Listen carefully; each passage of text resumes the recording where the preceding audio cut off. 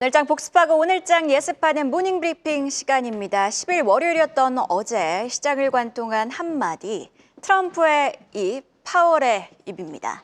트럼프 대통령이 폭스뉴스 인터뷰에서 올해 경기 침체를 배제하지 않고 상호 관세는 점차 더 오를 것이라고 발언한 점에 시장은 하방 압력을 받았죠. 그러나 시장은요, 파월 연준 의장이 미국 경제는 여전히 좋다고 발언한 점에 집중을 하며 지수는 낙폭을 축소, 코스피는 상승 마감했는데요.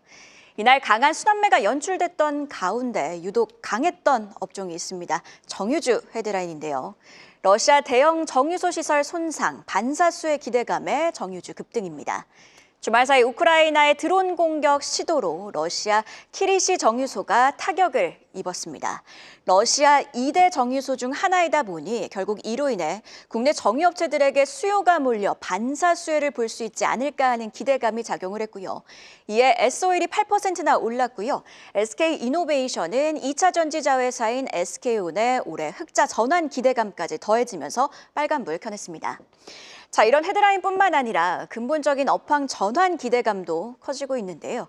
특히 수익성 지표인 정제마진, 그러니까 정유 제품 판매 수익에서 각종 비용을 뺀 지표가 상승할 거란 전망이 부각이 되고 있습니다. 특히 원유 수입 비용과 직결된 국제 유가는요, 지난 1월 중순 78달러로 연중 최고점을 찍고 어느새 60달러 중후반까지 하향 안정화되고 있습니다. 이미 정제마진은 사실 반등을 시도하고 있습니다. 하나증권은요, 3월 첫째 주 기준 복합 정제마진이 배럴당 8.7달러까지 올라왔다며 전주 대비 2달러나 올랐다고 했는데요. 국내 정유업체 정제마진 손익분기점이 4에서 5달러 수준인데 이미 이를 웃돌았다 보니 올해 실적 정상화 기대감은 더욱더 힘을 받고 있습니다. 이외에도 추가적으로 기대가 되는 부분들도 있는데요. 제재로 수출길이 막혔던 러시아는 그간 인도와 중국에 싸게 원유를 공급했고 이로 인해 해당 기업들이 원가에 있어서 우위를 유지할 수 있었는데요. 종전으로 러시아산 원유가 시장에 풀린다면 이런 불균형도 해소가 될 것으로 보이고요. 그리고 미국이 캐나다에 25% 관세를 매긴 상황, 또 다른 수출 판로를 찾아 캐나다산 중질유가 우리 시장으로 유입될 가능성이 있고요. 이렇게 되면 에이스 현대오일뱅크가 언급한 것처럼 우리 기업들은 또 다른 저렴한 선택지가 생기게 되는 겁니다. 다만 라이트 미국 에너지부 장관은 간밤 CNBC와의 인터뷰에서 4월 캐나다산 원유에 대한 관세가 철폐될 수도 있다고 발언하기도 해 이런 낙관론이 계속될지는 추가적으로 지켜봐야겠고요. 이외에도 일단 경기가 좋지 못하면 결국 수요가 준다는 이야기에서 경기 침체 우려가 계속 시장에 반복되는지 확인해 볼 필요가 있고요. 그리고 낙폭이 더 큰 석유화학주 그리고 LNG 모멘텀이 붙은 가스 관련주와의 매력도를 냉철하게 비교해 볼 필요도 있어 보입니다. 자, 그럼 어제 장 마감 이후에 나온 공시 심수연 캐스터와 함께 체크해 볼까요? 장 마감 이후에 나온 공시 살펴보겠습니다. 우선 최근 우크라이나 재건주로 주목받은 종목이죠.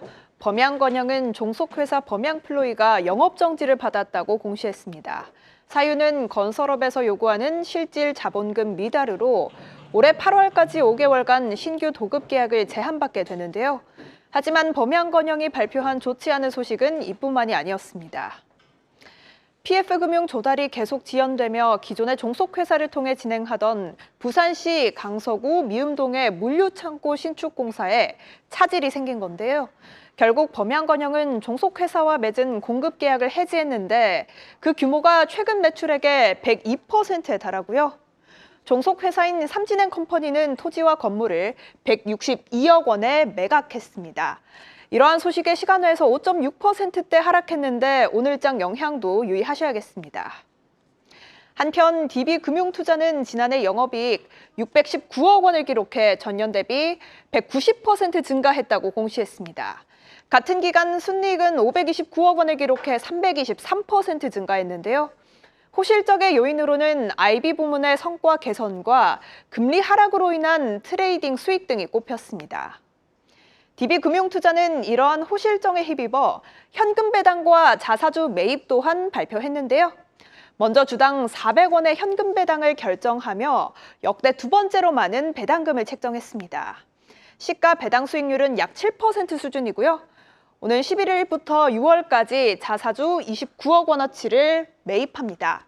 게다가 어제 DB금융투자는 고객 인지도 제고를 위해 8년 만에 사명을 DB증권으로 변경한다고 선언했는데요. 시간외에서는 4% 넘게 상승했습니다. 더 자세한 전망 이어지는 분석에서 살펴보시죠. 네, 이렇게 어제 장 마감 이후에 나온 공시 심수영 캐스터와 확인해보고 오셨는데요. 계속해서 헤르메스스탁 하창한 본부장과 이야기 이어가도록 하겠습니다. 자, 앞서 살펴보신 공시에서 DB금융투자가 주당 400원의 현금 배당 지급을 결정했습니다. 시가 배당률이 무려 6.9%인 상황인데요. 이렇게 시장이 흔들리다 보면 배당주로 또 눈이 갈 수밖에 없을 것 같기도 합니다. 오늘 장 흐름 어떻게 될까요? 오늘은 좀 사실 쉽지 않을 확률이 높지 않을까 싶기는 한데 그래도 좀 하락폭이 덜 하거나 오히려 좀 선전을 할 수도 있습니다. 말씀해 주신 것처럼 일단 6.9% 배당 수익률, 시가 배당률로는 그렇게 되어 있고 또 자사주 매입에 대한 얘기도 있고 이 스토리가 사실 작년 하반기부터 산업 리포트나 뭐 해당 기업의 리포트를 봤을 때 뭐 주주 환원 정책 뭐 27년도까지 계속적으로 좀 진행을 하는 부분, 자기 자본율이죠. ROE가 10% 이상 유지하는 거를 좀 얘기를 했고요. 또 이제 그 3년간의 별도 재무제표 기준 조정 당기 순이익에 한 40%를 주주 환원율로 좀 유지한다. 뭐 이거는 대부분의 이제 금융권에서 진행을 하고 있었던 부분인데 최근에 좀 증시의 분위기가 부정적이어서 그렇지 뭐 사실 은행보다는 증권주가 조금 더 매력도가 높지 않겠느냐라는 얘기도 있었고요. 또 이제 DB금융 같은 경우는 또 이제 소형 증권사 중에서는 가장 빠르게 또 주주 환원을 얘기를 했었던 회사이기 때문에 그럼 괜찮은 거 아닌가? 약간 이런 얘기들도 꽤 많이 나왔었던 부분입니다. 그래서 배당에 대한 기대감이 확대가 된다라고 한다면 뭐 증권주들은 충분히 뭐 나쁘지 않을 거라고 보여지고요. 만약에 주가가 많이 하락을 한다라고 한다면 오늘 지수에 따라서 저는 뭐 분할 매수로 접근 대응을 해보시는 것도 좋은 전략이 될 수 있지 않을까라고 생각을 하고 있습니다. 예. 아까 이 첫 질문에서 약간 오늘장 우리 증시도 걱정하시는 느낌이 있었는데 그게 미국 증시 급락 때문이겠죠. 그렇죠. 이 미국 증시 오늘 보니까 그래도 그나마 괜찮았던 게 제약바이오였단 말이에요. 성장주. 그래서 관련해서 보름 뒤면은 26일이죠. 이제 프랑스 파리에서 개최되는 유럽 페아마크에서 네. 유한항행도 그렇고 그리고 알테오젠도 그렇고 핵심 파이프라인의 임상 결과를 발표한다라는 소식이 나옵니다. 아마 오는 20일이면 데이터 초록도 나올 것 같은데 이 내용들이 이 투자 심리에 좀 영향을 줄 수 있을 만큼 괜찮은 내용이 나올 수가 있을까요? 저는 일단은 그렇게 생각을 긍정적으로? 합니다. 네, 네. 알테오젠 같은 경우는 사실 최근에 이제 알테오젠도 그랬고 HLB도 그렇고 예. 좀 부정적인 루머가 꽤 많이 돌고 있었던 상황이거든요. 근데 여기에서 이제 공식적으로 진행 상황이 확인만 되더라도 뭐 사실상 알테오젠은 걱정이 없다. 왜냐면 알테오젠은 지금 이제 예상이 되고 있었던 매출 그리고 거기에 따른 로열티만 받아도 회사의 가치가 상당히 좀 상방이 많이 열립니다. 그러다 보니까 뭐 큰 내용이 나오지 않고 잘 진행되고 있고 진행에 따른 우리가 기대하고 있는 그런 이제 기대 수익률 자체가 유지가 된다라는 것만 확인을 하더라도 유한양행은 뭐 상당히 저는 괜찮은 흐름이다라고 보고 있고요. 예. 오히려 지금 주가가 또 고점에서 그런 노이즈 때문에 조금 떨어지고 있는데 오히려 일정 부분까지 떨어지고 또 거기서 지지가 나오기 시작을 한다면 저는 알테오젠은 다시 사는 방향으로 보는 게 맞다라고 보고 있거든요. 알테오젠도 마찬가지겠죠? 네, 알테오젠, 네, 그렇게 생각을 하고 있고요. 뭐, 일단은 그래서 이제 지금 눌리고 있는 그런 종목군들 같은 경우는 좀 바이오는 유심하게 봐야 된다. 그리고 미국의 국채 수익률도 예전보다는 많이 떨어져 있는 상황이고 그렇죠. 이게 이제 경기 침체에 대한 부분으로 떨어지긴 했지만 사실상 그럼에도 불구하고 우리나라 증시에서는 뭐야 국채 수익률 떨어지니까 바이오 한번 돌아야겠다 그래가지고 사실 괜찮은 흐름들이 있었고 이슈가 있는 종목군들은 뭐 두 자릿수 급등을 했거든요. 그러다 보니까 향후에 지금 미국의 부채를 줄이기 위해서 국채 수익률을 떨어뜨리는 과정으로 간다면 뭐 당분간 국채 수익률이 저는 더 상승하기는 좀 쉽지 않을 것 같다라고 보고 있고 그러한 방향으로 본다라고 한다면 바이오에서의 일정한 트리거가 나오면 충분히 좀 긍정적으로 보고 있고요.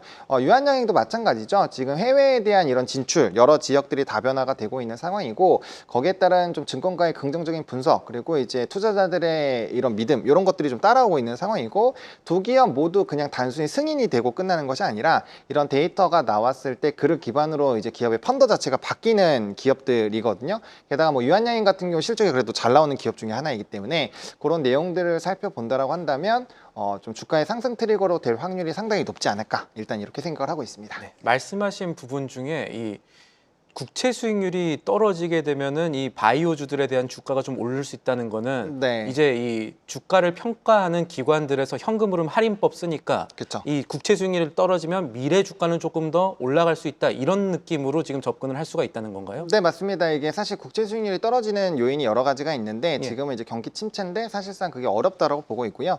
말씀해 주신 것처럼 그러한 영향이 있기 때문에 사실상 이제 국채 수익률이 떨어지면 성장주들을 투자해야 된다라는 얘기가 나오잖아요. 그래서 그거와 같은 심리라고 보시면 될 것 같습니다. 그런데 이제 기술주 대신에 바이오주로 갈 수 있는 지금 환경들이 아까 미국 증시에서는 조금 나왔었고 네. 그렇게 이해할 수가 있다는 말씀이시죠? 네, 맞습니다. 예, 뭐 알겠습니다. 실적도 나오고 이제 뭐 이런 이벤트도 있으니까요. 네. 아, 이게 참 알테오젠이 코스닥 시총 1위인데 주가를 좀 보면 40만 원 선이 고점 같다는 생각도 드는 게 40만 원만 찍으면 자꾸 내려가거든요. 어떻게 보시나요? 상방은 40만 원 이상까지 갈 수도 있다고 보실까요? 네, 저는 뭐 그냥 스케줄대로 진행이 되면은 40만 원이 아니라 50만 원 이상도 갈 수 있다고 봅니다. 이게 그냥 단순히 잘 되는 기업, 뭐 시가총액 1위여서 얘기를 드리는 게 아니라 실질적으로 그 로열티를 환산을 했을 때에 이제 그 삼성 바이오로직스의 영업이익 수준까지도 높아질 수 있거든요. 그럼 예. 만약에 그 데이터가 나온다라고 한다면 삼성 바이오로직스가 가지고 있는 시총 그리고 알테오젠이 가지고 있는 시총을 비교를 해봤을 때는 상방이 굉장히 크게 열립니다. 왜냐하면 실적 베이스로 이제 펀더를 만들고 거기에 따라 이제 밸류에이션이 나오니까요. 그래서 그런 부분으로 접근을 해본다면은 사실상 상방은 상당히 좀 크게 높아질 수 있다라고 보고 있고요. 뭐 증권가에서는 50만 원이 아니라 60만 원, 70만 원도 얘기가 나오고 있잖아요. 그게 언제 오느냐가 사실 문제기는 한데. 그렇죠. 예. 그게 이제 그래서 앞서 말씀드린 것처럼 그런 일정상에서 이게 지연이 안 되고 있다. 스케줄대로 잘 되고 있다면 확인이 되면 좀 주가에 굉장히 좋은 트리거가 될 수 있다고 말씀을 드린 이유가 그 실적적인 부분이 정말 엄청나게 늘어나기 때문에 뭐 사실상 그렇게 해서 숫자가 나오기 시작을 하면 기업의 이제 가치는 따라서 올라가는 게 맞지 않을까 이렇게 생각을 하고 있습니다. 네, 언급해 주신 것처럼 유럽 페어마켓에서 임상 스케줄이 어떻게 진행되고 있는지 꼭 확인해 볼 필요가 있어 보이네요. 자, 그럼 계속해서 이어가도록 할 텐데 전일장 시간의 거래에서 특징적인 흐름을 보였던 종목으로 KCP들을 주목해 주셨습니다. 어떤 점들에 주목을 하셨을까요? 일단은 뭐 곡물 같은 경우도 관세 이슈가 있는 상황이고 사실 에그플레이션 같은 경우는 소리가 꽤 오래된 얘기입니다. 예. 근데 이제 곡물까지 관세 얘기가 나오고 하다 보니 이거 조금 더 이제 가격이 상승할 확률이 높겠다. 왜냐하면 닭도 모이 먹여야 되잖아요. 예, 그런 부분에서 사실상 곡물 가격이나 사료 가격이 높아지면 지금 재밌죠. 미국 같은 경우는 네. 닭을 이제 애완동물로 키워서 이제 계란을 좀 먹겠다 이런 맞아요. 얘기들까지 그게 네. 1000만 마리를 넘었다는 얘기도 있더라고요. 네, 맞습니다. 애완동물. 뭐 예. 사실상 이제 그 달걀 값이 진짜 너무 비싸고 네네. 이제 닭이 또 달걀 낳기 시작하면 또 금방금방 낳는다고 하더라고요. 키워보셨나요? 네, 저 좀 큰 닭까지 만들어봤는데 예. 그래서 그런 내용들로 좀 고려를 해봤을 때 확실히 좀 이슈가 있을 것 같고 예. 그다음에 이제 농무부에서 이제 기타 다른 나라에게 요청을 막 하고 있잖아요. 달걀 좀 줘라 이렇게 얘기를 하고 있기 때문에 그런 내용들이 유지가 되는 상황이 된다라고 한다면 그런데도 지금 관세로 싸우고 있는 기존의 수입국인 유럽에서는 조금 어려울 수 있으니 그렇죠. 아시아 쪽으로 갈 수 있다라는 말씀이신 거고요. 거기서 예. 이제 우리나라가 실질적으로 또 계란 수출을 또 최근에 했었어요. 예. 했었던 부분이 있기 때문에 그럼 우리나라에서도 한번 가져가지 않겠는가라는 얘기가 나오고 있고 이 회사가 이제 액란 가공 시스템이죠. 이걸 도입해서 유통기한을 30일까지 늘렸다라고 합니다. 그래서 이런 내용들이 있으니까 이제 넘어가는데 시간도 걸리고 하잖아요. 예. 그래서 그렇게 되면은 충분히 유통이 될 수 있겠지 않겠느냐라는 스토리로 일단 움직이고 있는데 뭐 테마적인 부분을 일단 보시는 게 맞을 것 같고요. 다만 이제 또 최근에 이제 수요일에 CPI가 나오는데 만약에 거기서 또 계란 가격이 이전보다 영향이 더 커진다 뭐 이런 얘기가 나오면 아무래도 계란 관련주들은 또 한번 움직일 수 있지 않을까라고 보고 있기 때문에 뭐 계란 쪽이라든지 뭐 사료곡물이라든지 뭐 대두 뭐 이런 쪽들 같은 경우는 지금 확실히 노이즈가 있는 상황이어서 그런 관련된 종목군들은 뭐 이미 시장에서 한번 움직이긴 했지만 그래도 지속적인 관심이 필요하지 않을까라고 생각을 하고 있습니다. 지금 KCP들 시가총액 같은 경우에는 508억 원인데 지난 분기 그러니까 9월에 마감한 3분기 기준으로 보면 무려 매출액이 240억 원입니다. 그런 만큼 실적도 탄탄하게 받쳐주는 기업인 만큼 향후 추가적인 주가 전망도 지켜보시면 좋을 것 같고요. 다시 바이오주 이야기를 좀 더 해보고 싶은데 어제 시장의 핫 키워드는 HLB였어요. 장 네. 초반에 급락을 하고 난 이후에 HLB가 블로그에서 악성 루머가 돌고 있고 미국 FDA는 아직 어떤 결정을 내리지도 않았다라면서 낙폭을 축소하고 마감했는데 이렇게 자꾸 악성 루머가 들리는 이유는 뭘까요? 그만큼 이제 뭐 주가의 변동성을 야기하기 위함인 거죠. 결국에 이제 물량이 누군가가 사고 팔고 하는 거니까. 그래서 그런 변동성이고 사실상 전일도 보시면 HLB가 뭐 20% 이상 뭐 거의 한가까지 깜짝 갔다가 놀랐습니다. 왔지만 그때 이제 이게 루머인 걸 아는 사람들은 당연히 떨어져 있으면 사겠죠. 왜냐면 가격적인 게 할인이 생겼고 그게 또 4%까지 올라왔으니까 그 마진율이 상당하잖아요. 그래서 그런 이제 매매를 하기 위함일 수도 있습니다. 이게 바이오 같은 경우는 이게 사실상 그런 전략이 통하는 게 매우 나쁜 방법이고 이건 법적으로 좀 문제가 있다라고 보는데 예. 그게 될 수밖에 없는 게 FDA 같은 경우는 뭐 IR 담당자랑 통화를 해보시고 그 스토리를 아시는 분들은 아시겠지만 이게 언제 발표가 되는지 그리고 어떻게 발표가 되는지가 안 나와요.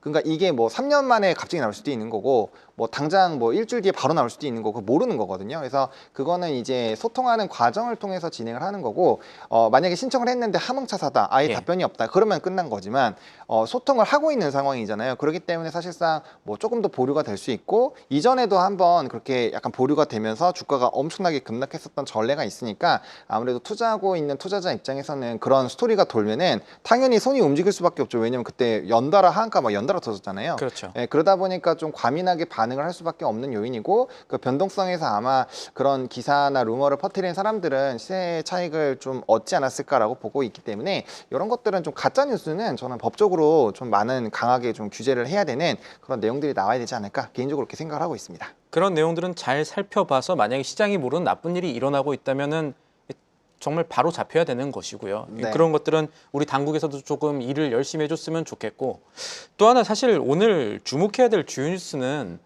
미국 얘기를 안 할 수가 없을 것 같아요. 네. 왜냐하면 아침에 일어나셔서 깜짝 놀라시는 분들이 많으실 거거든요.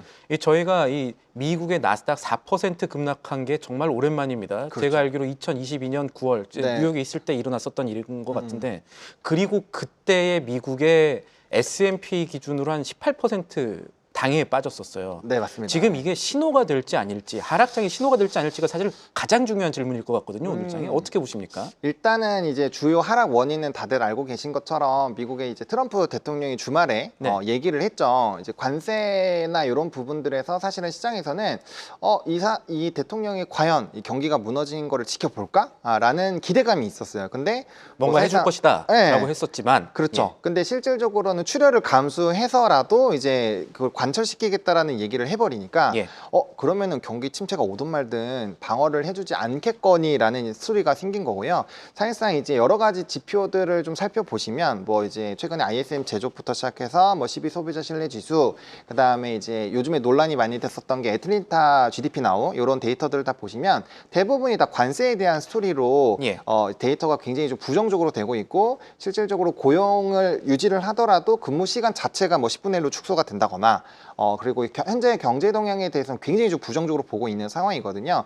근데 이제 그 데이터에 대한 코멘트를 해주는 수석 그런 애널리스트라든지 아니면 파월의 발언들을 좀 고려를 해보면 이게 장기적으로는 가지 않다라는 판단을 하고 있는 것 같아요. 네. 파월의 멘트도 이제 1년 뒤에 뭐 2%는 뭐 문제 없을 것이다라고 멘트를 쳤고 그 각각의 이제 뭐 S&P 글로벌이라든지 이런 데서 나오는 그런 PMI 지표에서도 뭐 대부분의 수석 보고사들은 뭐 장기적으로는 문제 없을 것이다라는 발언을 하고 있거든요. 그리고 마지막 애틀랜타 GDP 나오가 마이너스 2.8에서 2.4로 올랐는데 그때도 실질 민간 투자가 오히려 늘어났어요. 그러면 사실상 정책 불확실성이 그렇게까지 더 확대가 될까라는 부분에서는 좀 일부 물음표를 시장 참여자들이 갖고 있는 거거든요. 그렇게 본다라고 했을 때 관세에 대한 내용만 철회가 되면 사실상 미국에 대한 경기 지표들은 대부분 좋을 확률이 높고요. 그다음 무역 수지에서 수출 부분은 많이 떨어지긴 했지만 총 볼륨 자체는 2%가 올랐어요. 예. 그렇기 때문에 사실상 아직까지는 꺾였다라고 보기 어렵고요. 그다음에 통상적으로 GDP가 지금 GDP 나우 예상치가 마이너스로 간 거지 GDP 자체가 마이너스는 아니거든요.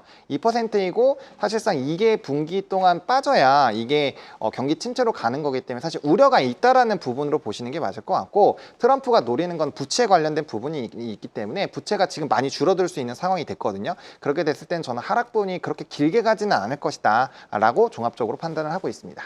네, 이렇게 전반적인 뉴욕 증시 상황까지 투자 의견 들어봤습니다. 지금까지 증시모닝 브리핑 헤르메스 스탁 하창한 본부장과 함께했습니다. 고맙습니다. 감사합니다. 계속해서 다양한 경제 이슈를 알고 싶다면 구독과 좋아요, 알림 설정 부탁드립니다. AI 캐스터 권미정이었습니다.